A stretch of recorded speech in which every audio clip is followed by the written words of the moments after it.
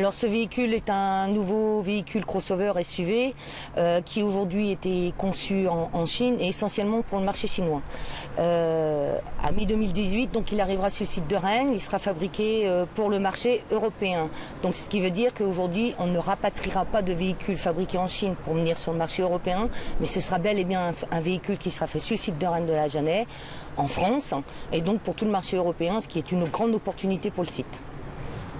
Vous avez estimé la quantité de travail que ça représente? Ah oui, on a estimé environ une production de 100 000 véhicules, ce qui est une super bonne nouvelle pour notre site, en sachant qu'aujourd'hui on fait environ 60-65 000 véhicules, qu'on est touché par du chômage partiel à répétition.